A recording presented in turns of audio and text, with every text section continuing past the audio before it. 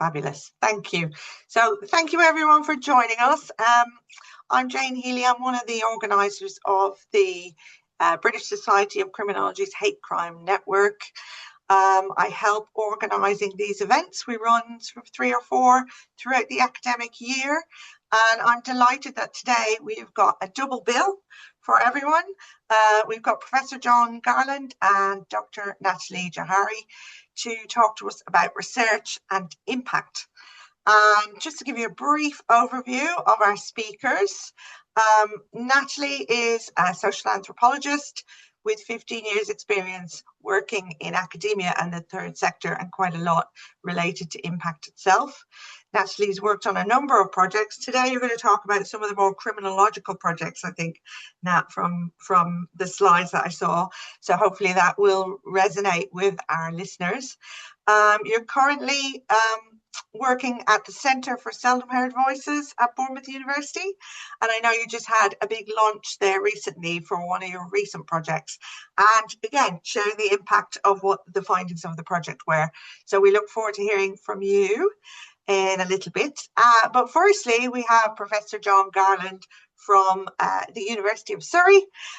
Jon, you don't really need an introduction. You're so well known in this field of hate crime, but you've done lots of research beyond hate crime as well, I know, and written lots of books and articles. You're the impact lead for your school, so you're going to be talking about that in relation to kind of academic responsibilities and what our early career academics really need to be thinking about, I guess, today. Yeah.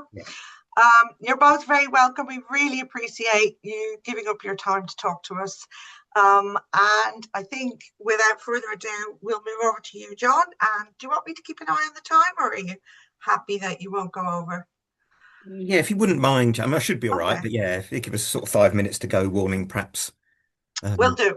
Wonderful. That'd be Okay, really I'll good. mute myself and turn off my screen so everybody can see you and your slides. Thank you. Great. Right. Well, I shall just. How's that? Is that Nearly there. work? It's saying double click to enter full screen mode. Are we in now? Yes, we are. Ah, Brilliant. excellent. Thank you. Oh yeah, hello everybody. And thanks very much for inviting me to talk to you today.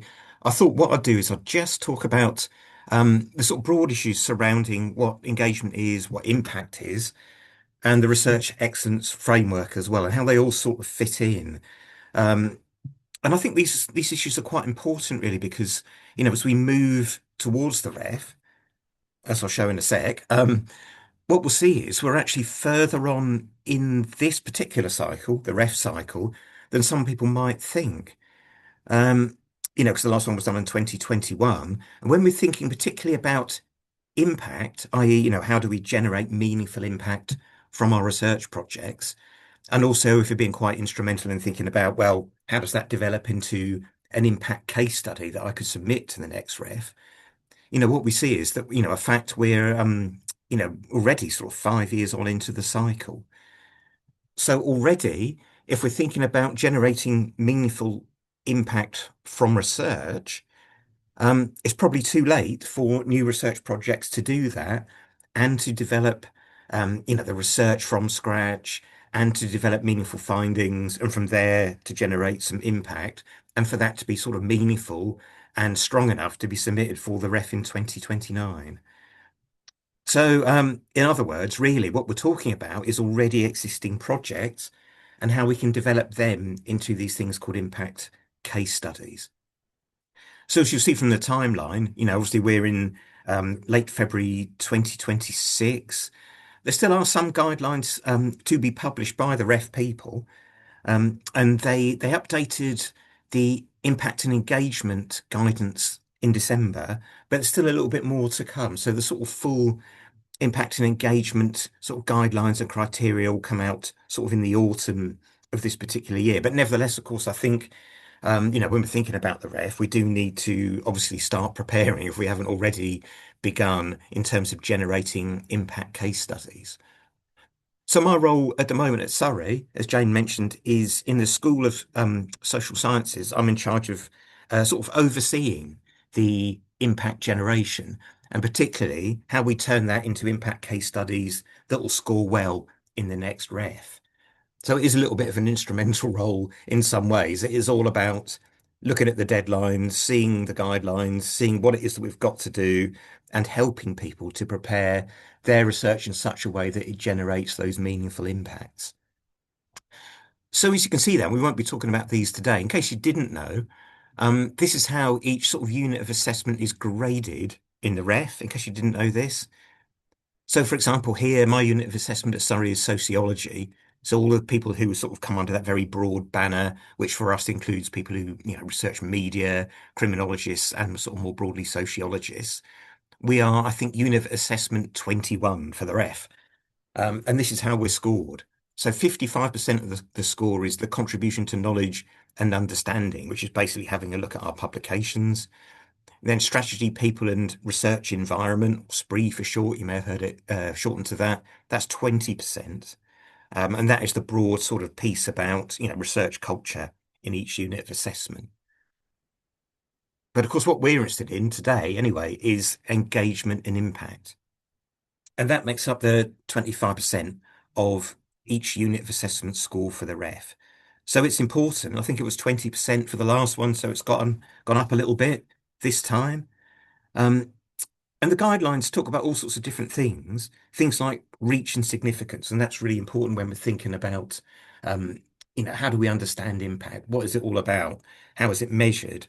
And it's partly to do with, the sort of the significance, i.e., the difference that your research has made, and also the reach in terms of, how far has it gone? Of course, that depends on what it is you're researching. So, for example, I'm involved in a non-hate crime project, actually a food in women's prisons project. And there are only 12 women's prisons in the country. So our reach, our aim really with the impact from that research is to reach as far into those 12 as we can. Um, so that's the plan. I'll talk a little bit more about that in a second. Um, in case you didn't know, the eligibility periods, these are quite, if you are thinking of submitting something, these are worth noting, of course. So the impact has to be generated from the 1st of August 2020 to the 31st of July 28. You need to be able to evidence that. And it needs to be taken from underpinning research that can come from the previous ref period too, and indeed can be research that you began from the 1st of January 2008 to the 31st of December 2028. Now, again, if you're sort of new to this and don't quite know how it works, each unit has to produce a certain number of impact case studies, sort of depending on the size of that unit. So here at Sociology in Surrey, I think we're about sort of 24, 25 FTE. And in the ref guidelines, that equates to us producing 3 impact case studies. So we need 3 of our research projects really to come to fruition to generate findings that from there can generate outputs for meaningful impact that score well in the ref. So it's at least 3, but of course, it's always worth having 1 or 2 in a reserve as well. So I'm actually working with 5 colleagues at the moment here in sociology, and across the broader school, there's 25 impact case studies that are sort of being developed at the moment that are sort of bubbling under, as we go. Now, the recent guidelines mention some, as you can see, there are sort of hard word limits to, how we write these things. There is a ref impact case study template that we have to fill in that has that 2,200 word limit broadly. But that's where it fits in the overall picture. At 25% engagement and impact, of course, is really, I think, really important and significant. I'm certainly feeling the heat from the powers that be about it. So what we're talking about, well, engagement, and this is interesting because engagement and impact, as it's called now, is a new development. It was just called impact in the last ref. So engagement has become a bit more important. The ref says engagement is an interaction between the higher education institute, relevant individuals, groups, communities, organizations, public commercial partners, policymakers, that is purposeful, responsible, which is really interesting. That comes through quite a lot in the guidelines, being sort of responsible and being ethical with how you go about your business. And of course, context appropriate.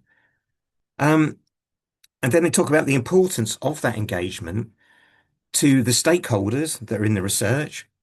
That could be everybody from, the sponsors to all of the practitioners that you've got involved in it that are helping you, develop the research. And then, of course, being accountable to the communities that the research is all about. Again, that idea of sort of co-production and ethics and making sure that, what you're doing is, ethical and valuable. And of course, the funders as well. So we've got a few people that we can think about when it comes to engagement, we really need to bear in mind. But of course, one of the things that sometimes people don't appreciate is that engagement is not impact. And sometimes, certainly on my travels in this role, I do come across people that think, well, if I'm doing a project on this topic and I've gone out and I've spoken to the community or I've spoken to some stakeholders, that's impact. It isn't. That's engagement, which is important in the whole impact picture. But meaningful impact actually means something above and beyond just engaging with separate communities. And so the ref talks about impact as being an effect on, change or benefit to the economy, society, culture, public policy or services, etc., beyond academia. So it's how you affect the world itself via your research.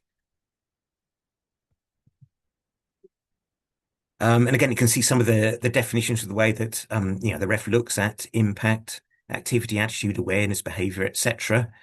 And it talks about an audience, beneficiary, community, constituency, organization, or individuals, and in any geographic location. So it doesn't have to be solely UK based. So if you're finding amazingly that your research is impacting further than, our shores, that's, could be seen to be a very impressive thing. I'm overseeing an impact case study from a colleague in economics who's looking at the impact of some work he's done into vaccines regarding dengue fever in Brazil. So again, a very different thing. And so all of his impact is in another country entirely, but that's completely fine. As you can see there, REF also says that impact includes the reduction or prevention of harm, risk, cost, or other negative effects. And then sort of building on to that, really, the impact that we're talking about, of course, needs to be evidenced. And that's really hard. It certainly can be really hard. It does depend on what you're researching, of course. But evidencing real world change is difficult. But you've got to gather that evidence for a strong impact case study. And of course, it needs to be linked to underpinning research. So it can't be based upon activism or something like that. You need to be able to show that you've had some outputs from it, such as journal articles. And then some of the jargon, you may have heard impact pathways, things that people talk about, and that's just the mechanism by which your research is applied to have real world impact beyond academia. So you need to show how you could or did engage with potential beneficiaries. So it's how you did it, how you generated the impact itself, what pathways you took, what mechanisms that generated that impact. And then you might have heard things like stakeholder, research user, or beneficiary. So those are the people that actually benefit from your work. So you can see, from what you've done, the impact on a certain community, or it might be a certain group of practitioners, or in the case of what I was talking about that Food in Women's Prisons project. The beneficiaries, you can argue, are the women in the prison, hopefully because we've improved the standard of food, but also, the catering managers, the governors, there's all sorts of other knock-on effects as well. And they could be the beneficiaries.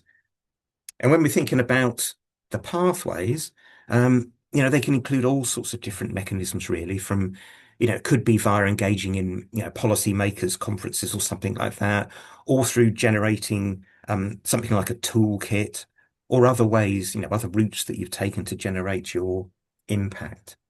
Jon, you've got about 4 or 5 minutes left. Okay, brilliant. Thanks, Jane. Okay, and just thinking about some of the other jargon, outputs, outcomes, and impacts. Again, these are the sorts of things that sometimes people get a little confused about. They are separate things, of course. Outputs just refer mainly to, in our trade, things like journal articles, or it could be reports or something like that, or it could be conference papers. And so from the Prisons Project, we've published, just looking at the list here, in 4 different academic journals, as well as things like, a couple of chapters in books as well. And they're the outputs. The outcomes could be the sorts of things that are generated from that research. I've just got a couple of examples here. Can you see that? One is from our Doing Porridge project. We produced a book of recipes that we gathered from the women in the prisons. Um, and then something that is more impactful is the toolkit that we produced as well. So that's an outcome, and both of these are outcomes. Now we did the recipe book, partly for fun, really, and partly for engagement, but that isn't really something that's going to generate some impact. But the outcome that we think might is the toolkit, because the toolkit is all about how prisons can actually rethink the way that they provide food for the women in the prisons. And through that, developing better sort of policies, practices, strategies, and menus to generate those impacts.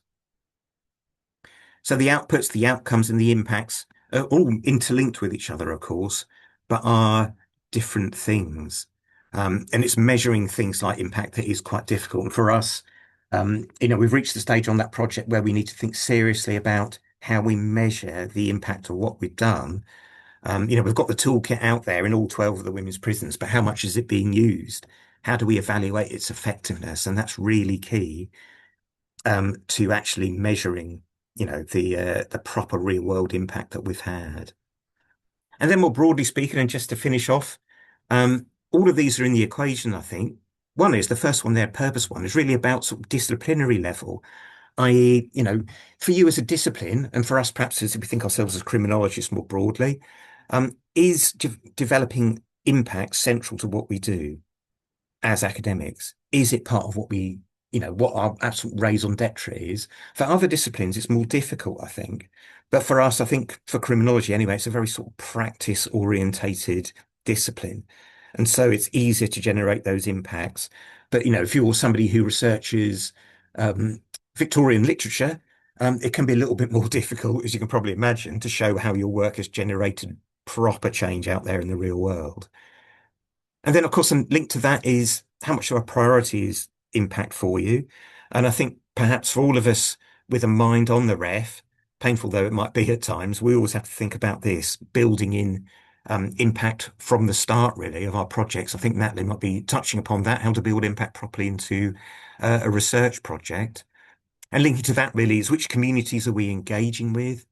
And then the notion of co-production. If we're thinking about impact and building it into our projects right from the start, we need to really involve the communities that we're engaging with right from the start as well.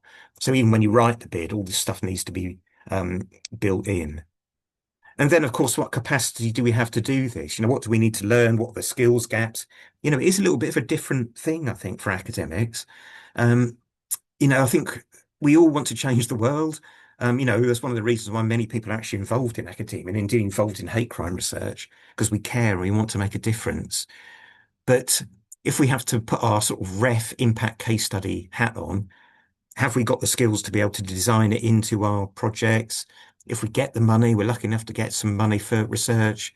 And then, how do we then build upon it from there? And then have we got the skills to measure impact? So what capacity do we have as individuals or as a research team to build in impact right from the start and generate meaningful impact during and at the end of our projects as well?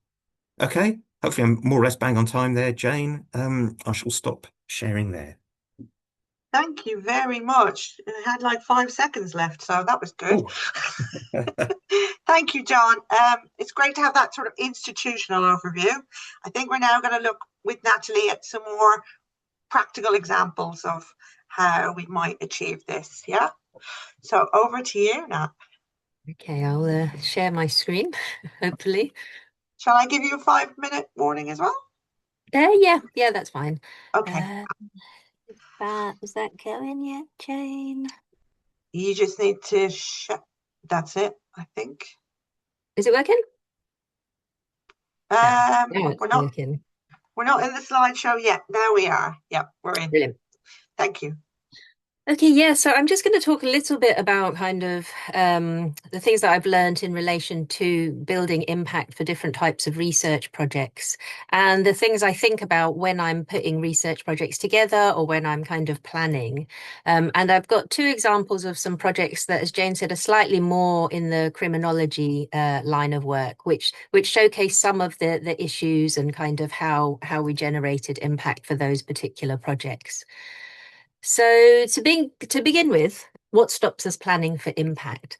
And by impact, I really mean tangible change. So how do we actually make our research count so that actually makes some real change in the real world? And a lot of the things we encounter are kind of common ideas that maybe the work is very academic, so it's not practical. People worry about how do they get someone to listen? If you've done this fantastic piece of research, how do you get someone to listen to you and actually use it?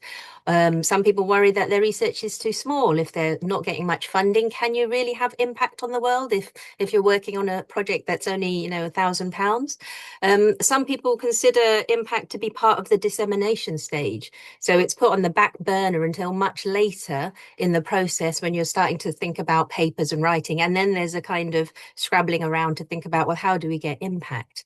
And then the other problem, which is the big problem, which is how do I evidence impact, which is a challenge for everyone at all stages. So let's have a look. So building impact from the start. I've come from a background that is slightly more applied anyway, and I do get frustrated by the idea that lots and lots of people are producing amazing work. They convert it into books, they go on a big bookshelf, no one ever reads it. And really, I think as academics, we've got to really push ourselves away from that model. And that means really thinking about, well, what is this research about? Why is this research important to the wider community? What kind of things would you like your research to change? What could your research actually do in the real world? And the most important question really is who would benefit from your research? And when people talk about kind of beneficiary mapping, stakeholder mapping, that is really this process, is thinking about what is the research that I'm going to do, who would benefit, and really plotting every type of person, organization, charity, lay people, specific people, vulnerable groups, and plotting the potential groups that your research could affect. The other big question is around who will be able to access and find your work. If you're only producing work that goes into journals or into books, then for most people that is outside of their reach. So in terms of impact, we need to get into the habit of reproducing our research in accessible means. And that can be through multiple different ways, reports, working papers, but also through creative processes, exhibits, other papers, and using arts and materials to really connect with your various audiences. And then we need to think about, well, what does tangible change look like? If we're having an impact on society, what would that actually look like? How would we know if change is happening? So these are all the things we need to consider when we're first developing our research, if we want to build that impact right from the very beginning. So I use a kind of a way of mapping how I think research will pan out. And it's a good little exercise that you can do no matter how big or small your project is. So the question is really, what change, I can't actually read my screen, what change in these particular areas looks like, and how might you get there? So typical areas of that we can change through our research include changes to practice, changes to policy, education, public awareness, economic changes, and skill development. There are many, many more, but these are the ones that I tend to work around, apart from economics. I don't do so much on economics, but I've added it in there because it is a really big one. So then we need to decide if your project probably is going to have more of an impact on practice and education. You might want to think, well, what would change look like there? So if I was changing practice, this might include things like improving practice efficiencies, improving outcomes for people and users, but there can be many, many more of these. And it's up to you to kind of think about where this change could actually work in relation to your project. I've listed quite a few here, but these are only examples. And if you do this this activity yourself, I'm sure you'll come up with your own types of answers to these questions. In policy, it might be changing policy priorities, getting issues discussed in Parliament, changing guidelines, changing policies, changing regulations. These are great examples of change that you can have in the policy sector. For education, it might be as simple as raising awareness in schools. It doesn't have to just be schools. It could be education in the workplace, changing, again, practice and policies. So you can see there's kind of an overlap there. For public awareness, it's improving public understanding. It might be increasing visibility of an issue with the public. And I'll talk a bit about that later when I talk about one of the projects that I was involved with. So there's lots of different ways that we can think about what would change look like as a result of our project. One that's interesting that often gets left out is skill development. So if you're working with participants, if you've got co-researchers, if you've got students, for example, working on your projects, or if you're training up people from the community as co-researchers, there's an additional impact there that is on them in terms of skill development. What happens to them? Do they go on and go, for example, into education? Do they develop skills that allows them to do something different in their workplace? Do they go into different jobs? So think about impact as a ripple that could affect a lot of different types of beneficiaries. And the second question we need to ask is, how can you get there? And this is quite a difficult question. So in terms of practice, we might be looking at creating toolkits, internal reports, doing workshops, doing things like training videos. These could directly get you towards creating change in something like practice. Policy briefings is really common, recommendations. There are all parliamentary groups, all party parliamentary groups, some of which are open that you can sign up to. Some of them like people to come in and give talks. There's also often calls for evidence that you can respond to if your work relates to that. And most universities have a policy unit that its role is to try and link up research to policymakers. So when you're thinking about changing policy, you want to try and use all these different avenues. Just don't write a policy briefing and hope someone will eventually get there to read it. Think about the ways you can engage. Education, there's guidance, documents, toolkits, things that can be used in relation to the curriculum, so useful things. And then there's press releases, if we think about public awareness, public engagement opportunities, taking your message, your findings out into the communities, but also creative things like exhibitions, public talks, animations, films, easy to read guidance. So you've really got to think about what your outputs look like. More there for economics, training opportunities. So then the bigger question is, how do we evidence your impact? And this is challenging.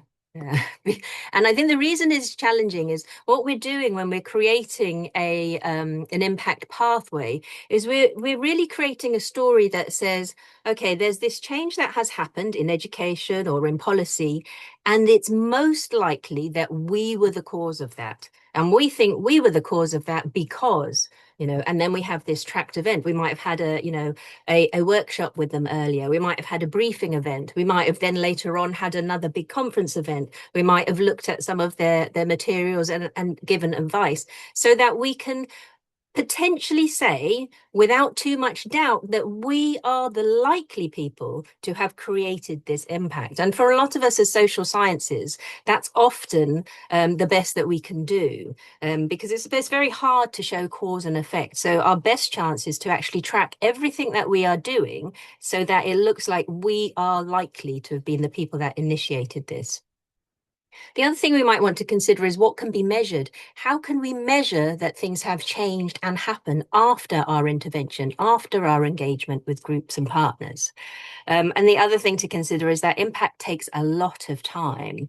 Our outcomes might be, within the year after we finish, but impact might be further on 2-3 years down the line.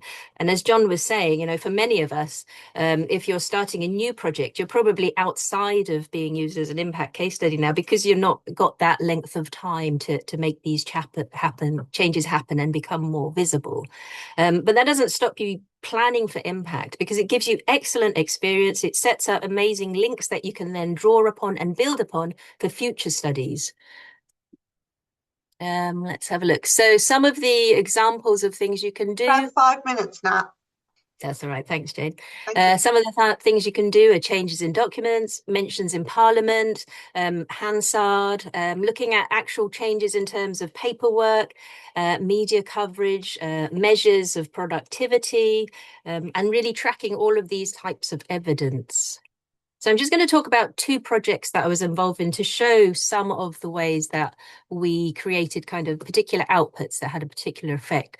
So the first project was a project I worked on at Southampton University, which was around, it was a multidisciplinary project, which was around sharenting, which is parents who share information about children online, which lead to potentially harmful kind of targeting. And the project was really about kind of raising awareness of what the dangers are around sharing information about children online. So things like sharing videos and things on Facebook and things like that. And also with the aim of changing policy around kind of children's data and protections and platforms and things like that. So as part of this project, we had multiple outputs. So we had policy briefings, we had an advisory board right from the very beginning, which helped us with setting up the project and identified key themes. And this included charities, DCMS, but also we had the Italian police were also on board, and having these stakeholders in at the beginning is really important to shaping how the potential impact will come out. So the other two things worth mentioning here is we had briefings for parents, but we also had a sharenting risk awareness checklist, and that proved really popular in terms of developing impact. So firstly, our press releases, they were very user-friendly. We had some big stats. It generated huge media interest and was reported in the national press and so on. But media in itself is not an impact, okay? It's part of the pathway to getting you somewhere. But the real thing here was that we shared the briefings for educators and parents along with the checklist to schools. And actually, we had a huge response from schools and invitation eventually to run parent workshops in a local academy chain because they found it so useful. They could build it straight into the method, into their kind of awareness raising campaigns. And this is because the checklist was very easy. It's very user friendly, and they could slot it into the things that they're giving out to parents straight away. And the other thing that, yes, we also got picked up by, we went to Parliament Evidence Week and brought our briefing there, and was invited to talk to the Children's Commissioner. One of the things that developed from the checklist was that our partners work with parent education program, and they actually picked up that checklist and added it to part of their program. And that's a huge change, actually making it part of the way that this organization delivers education to parents about risks and safety. I've added the link to the slide, which you can go to so you can see. So with that project, we also had an animation, but you can go and see the checklist to see how we created that as an awareness raising, part of our awareness raising campaign. So do check out the website because it shows all the different outputs that we have, and you can kind of get a sense of how we did it. The other thing we looked at, I worked on, was working with partners with Dorset Police. So this was a non-funded project, so we have no budget. And the police approached us to map the journey that victims take through the justice system to find out how they could improve it. And this is a really interesting role because we're there as part of a critical friend. We are building trust and collaboration with the police.